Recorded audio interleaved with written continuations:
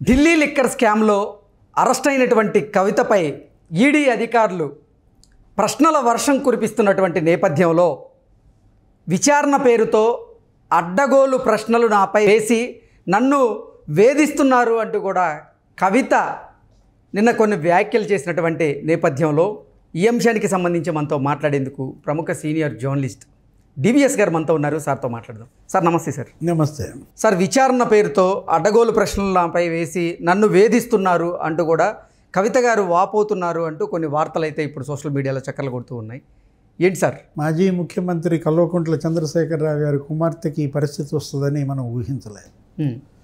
దేవుడి స్క్రిప్ట్ అంటాడు జగన్మోహన్ రెడ్డి, ఇదేనా ఏది ఇప్పుడు అధికారం ఉందనో లేకపోతే ఇక మాదే రాజ్యమనో మనం అనుకుంటే కుదరదు. రేపేమవుతుందో తెలియదు. ఇవాళ ప్రతిపక్షాలను మనం జైల్లో పెడితే రేపు మనం జైలుకి వెళ్ళే పరిస్థితి వస్తుంది. ఇవాళ మనం ప్రతిపక్షాలను వేధిస్తే రేపు అదే పక్షాలు మనల్ని వేధిస్తాయి అనే ఒక స్పృహని కోల్పోయిన పాలకుల్ని ఇవాళ చూస్తున్నాం. అటు పరిణామాలే ఇవన్నీ కూడా. కవితని నిన్న ఈడీ ఇంట్రాగేట్ చేసింది, ఈరోజు కూడా చేస్తోంది. నిన్న వేసినటువంటి ప్రశ్నల్లో విచారణలో ఆ 100 కోట్లు ఏంటి, ఇండో స్పిరిట్కి మీకు ఉన్న సంబంధాలు ఏంటి, అదేదో ఉంది కదా వాళ్ళ గ్రూపు ఏంటి, ఆ గ్రూప్ పేరు WhatsApp group south group. South గ్రూప్లో ఎవరెవరు ఉన్నారు, అందులో మీ వాట్సాప్ మెసేజ్లు ఏంటి, ఎవరెవరితో మీరు వాట్సాప్ కాల్స్ మాట్లాడారు, మీ సెల్ ఫోన్లు ఎందుకు ధ్వంసం చేశారు, 16 ఫోన్లు మీకు ఎందుకు వాడారు మీరు, ఇప్పుడు సెల్ ఫోన్లే కదా ఇప్పుడు దీని మొత్తానికి కూడా నీకు గిర్రం తిప్పుతున్నాయి. 170 సెల్ ఫోన్లు ధ్వంసం అంటే మామూలు విషయమా? Delhi deputy CM Manish Sisodia confession ఇచ్చారంట, నేను కూడా నా 2 సెల్ ఫోన్లు ధ్వంసం చేసుకున్నానని ఆయన వాంగ్మూలం ఇచ్చినట్టుగా మనకి సిబిఐ చెప్తాను. ఇప్పుడు నిన్న విచారణ ఒక ఎత్తు, ఏది ఆమెని ఇండివిజువల్గా ముఖాముఖి అడిగిన దీంట్లో 1 గంట బంధువులను కూడా కలవటానికి పర్మిషన్ ఇచ్చారు. అన్న కేటీఆర్, బావ హరీష్ రావు, భర్త అనిల్ కుమార్, అసలు అనిల్ని కూడా తీస్తారంట. ఇప్పుడు ఇది అడిగేసి 2 రోజుల్లో అనిల్ కుమార్ కూడా అరెస్ట్ కాబోతున్నారు అంటూ కూడా కొన్ని వార్తలు అయితే వస్తున్నాయి. ఈ ఢిల్లీ లిక్కర్ స్కామ్ ఆయన మెడకు కూడా చుట్టుకోబోతుందంటూ కూడా కొన్ని వార్తలు వస్తున్నాయి. అంతే కదా, మరి భార్య ఇంత వివాదంలో ఇరుక్కుపోయినప్పుడు మరి కవిత స్వయంకృతంగా తనంతటి తను చేసిందా, భర్త యొక్క ఒత్తిడికి లోనే చేసిందా, ఏం చెప్పుద్దో తెలియదు.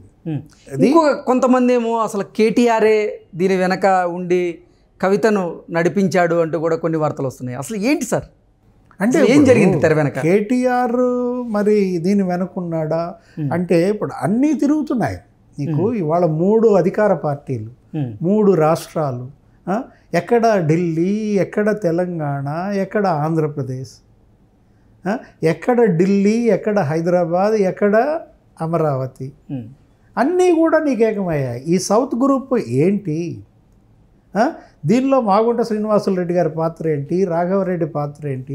ఇప్పుడు నిన్న ఆమెను ముఖాముఖి అడిగారు కదా ప్రశ్నలు, వరుస పెట్టి మొత్తం ఒక లిస్టు వాళ్ళు ఆల్రెడీ రాసుకుంటారు, ఏది ఎన్ని ప్రశ్నలు రాయాలి, ఆ ప్రతి ప్రశ్నకి రికార్డింగ్ జరుగుతూ చేస్తున్న దాంట్లో ఇవాళ అంకం ఏంటి, ఈరోజు విచారణ, ఆమె బినామీలు ఉన్నారు వాళ్ళను కూడా పెట్టి విచారిస్తారు.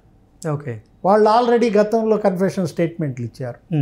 ఎవరు, అరుణ్ పిల్లేనా, అరుణ్ రామచంద్ర పిల్లే, అతను అప్రూవర్గా మారాడో మరేమో, అతను ఆల్రెడీ కవిత మరి ఆయనకు ఉన్న సంబంధాల గురించి చెప్పేశాడని.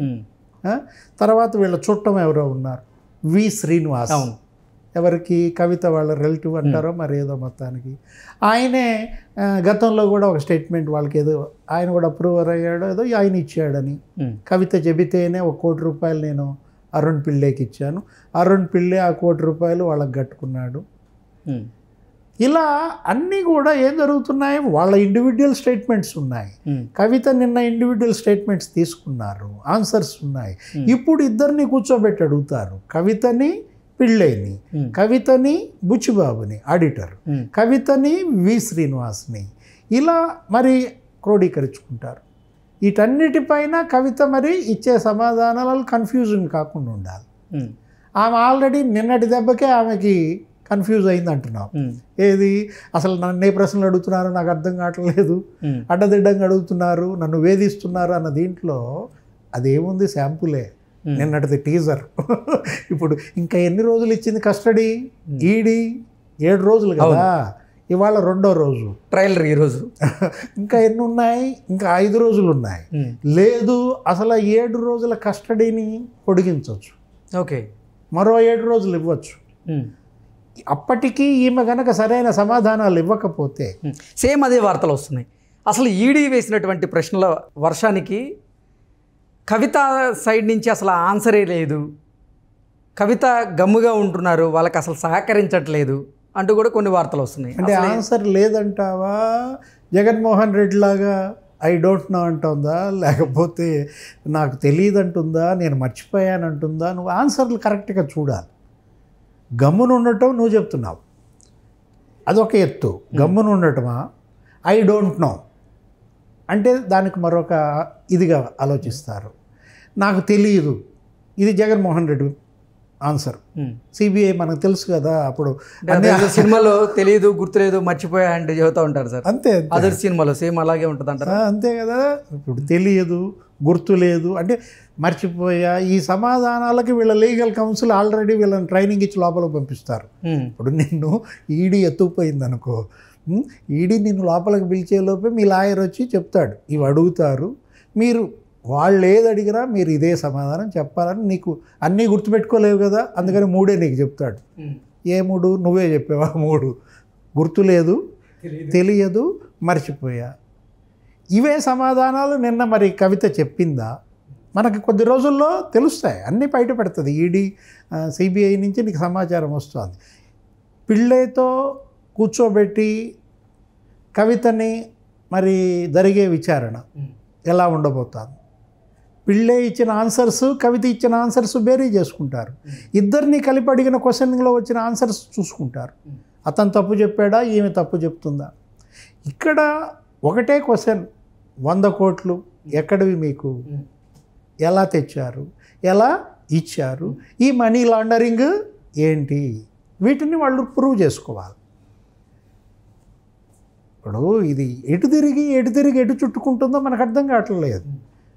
ఇప్పుడు నిన్న కూడా మనం చూసాం, కిషన్ రెడ్డి వీళ్ళందరూ ఏమంటున్నారు, ఇక్కడ ఉన్న అవినీతి కుంభకోణాలు చాలక ఇక్కడ 100 కోట్లు ఇచ్చేవాళ్ళు వీళ్ళకి లేక దేనికోసం ఈమె ఢిల్లీ వెళ్ళి అవినీతికి పాల్పడింది. ఇక్కడ ఏ రియల్టర్ను కదిలిచ్చినా ఆ డబ్బులు వచ్చేసేయే కదా.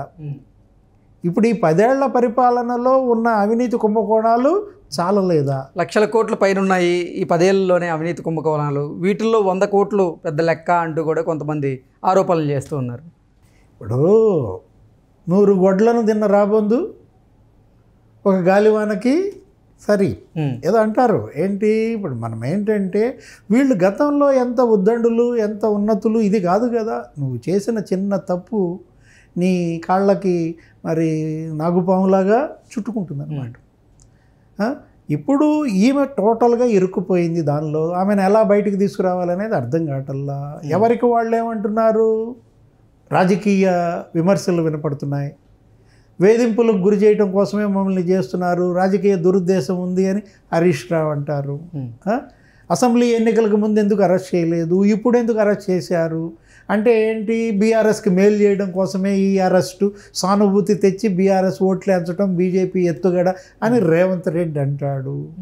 కిషన్ రెడ్డి ఏమంటాడు, వాళ్ళిద్దరూ ఒకటే, ఏది బీఆర్ఎస్ను రేవంత్ ఒకటే, మేము మరి మా చిత్తశుద్ధితో నిజాయితీగా నిష్పక్షపాతంగా అసలు సిబిఐలో మా జోక్యం ఉండదు, ఈడీలో మా జోక్యం ఉండదు, చూసారా ఇవాళ అరెస్ట్ చేశారు. మరి రేవంత్ రెడ్డి ఇంతవరకు కేటీఆర్ని ఎందుకు అరెస్ట్ చేయలే, ప్రణీత్ రావు ఫోన్ ట్యాపింగ్ విషయంలో కేటీఆర్ని ఎందుకు అరెస్ట్ చేయలే, వేరే స్కాముల్లో హరీష్ రావుని ఎందుకు అరెస్ట్ చేయలే, కాళేశ్వరంలో అసలు చంద్రశేఖర్ రావుని ఎందుకు ఇంతవరకు అరెస్ట్ చేయలేదు రేవంత్ రెడ్డి.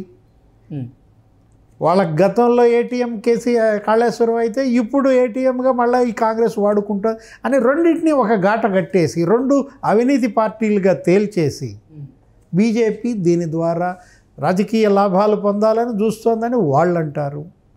రాజకీయ లాభాలు 3 పార్టీల మధ్య అది ప్రజలు డిసైడ్ చేస్తారు. ఇవాళ బంతి ప్రజల కోర్టుకు వస్తుంది. రేపటి పార్లమెంట్ ఎన్నికల్లో ఇదే కీలక అంశం.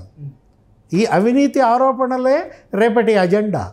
ఇప్పటికే మొలలోతు కాదు మెడలోతు అవినీతి కుంభకోణాల్లో కూరుకుపోయినందుకు ఏమైంది? కేసీఆర్ ఓడిపోయిన పరిస్థితుల్లో సొంత కూతురే ఇవాళ అవినీతి కుంభకోణాల్లో మరి జైల్లో ఉండాల్సి వచ్చిందంటే దీని నుంచి ఆయన ఎలా బయటపడతారు? కుటుంబాన్ని ఎలా బయటికి తెస్తారు? మరోవైపు వలసలు వరుస పెట్టారు కదా. ఏది అసలు పార్లమెంట్ ఎన్నికలైన తర్వాత బీఆర్ఎస్ ఖాళీ అవుద్ది అనుకుంటే ముందే ఖాళీ చేయించేస్తున్నారా? గెలిపించుంటే దేశంలో చిచ్చు పెట్టేవాడిని, దేశ రాజకీయాల్లో చిచ్చు పెట్టేవాడిని అంటూ కేసీఆర్ మాట్లాడుతుంటే ఏడేమో అసలు సొంత పార్టీ నేతలే వలసలు వెళ్తున్నారు.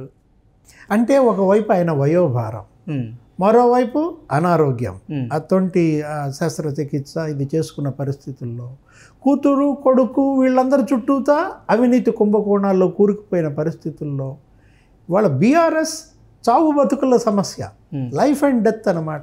ఏది రేపటి ఎన్నికల్లో కనుక ఓడిపోతే ఇంకా నీకు బీఆర్ఎస్లో ఎవరు మిగలరు, ఖాళీ. ఇప్పటికే నిన్న ఏం జరిగింది? రంజిత్ రెడ్డి జంప్, దానవ నాగేందర్ జంప్. అంతకుముందు మనం చూసాం ఇద్దరు ఎంపీలు, నేత వెంకటేష్ అతను వేణుగోపాల్ సమక్షంలో రేవంత్ రెడ్డి దగ్గర కాంగ్రెస్ కండువా కప్పుకున్నాడు. ఒక ఇద్దరు ఎంపీలు బీజేపీలోకి వెళ్ళిపోయారు, బీబీ పాటిల్, రాములు. ఇద్దరు మాజీ ఎంపీలు వెళ్ళిపోయారు, సీతారాం నాయక్. అంటే నీకు లోక్సభ పక్షం బీఆర్ఎస్ సగం ఖాళీ అయిపోయింది. అటు వలసలకి ఎలా అడ్డుకట్ట వేయగలరు కేసీఆర్? ఇటు కుటుంబ సభ్యులను ఈ జైళ్ళ నుంచి, ఈ కేసుల నుంచి, అవినీతి కుంభకోణాల నుంచి ఎలా పైకి తీసుకురాగలరు? తెలంగాణ అనే ఒక ఆకాంక్షని, తెలంగాణ ప్రజల యొక్క భావజాలాన్ని విస్మరించి తనేం చెప్పాడో ఆ హామీలు నెరవేర్చకుండా తెలంగాణ వదిలేసి పార్టీ పేరు భారత రాష్ట్ర సమితిగా చేయడం బ్లండర్ మిస్టేక్. కుటుంబ సభ్యులను రాజకీయాల్లోకి తీసుకురావటం బ్లండర్ మిస్టేక్. అటు సన్ స్ట్రోక్ కొడుతుంది, ఇటు డాటర్ స్ట్రోక్ కొడుతుంది. ఏది కొడుకు వల్ల తిప్పలే, కూతురు వల్ల తిప్పలే. ఒక గొప్ప నాయకుడు, ఒక మహానాయకుడు ఎవరు? కేసీఆర్. నా దృష్టిలో 70 ఏళ్ల ఆకాంక్షలని గత నాయకులు ఎవరు ఆవిష్కరించలేని పరిస్థితుల్లో మరి ఆయన తెచ్చాడో, ప్రజలు తెచ్చారో, అమరవీరులు తెచ్చారో మొత్తానికి తెలంగాణ రాష్ట్రం ఏర్పడింది. ప్రజల ఆకాంక్ష నెరవేరింది. కానీ కేసీఆర్ ఎక్కడ? ఈ ప్రశ్నకు సమాధానం కేసీఆరే చెప్తా. Okay sir, thank you so much. నమస్తే.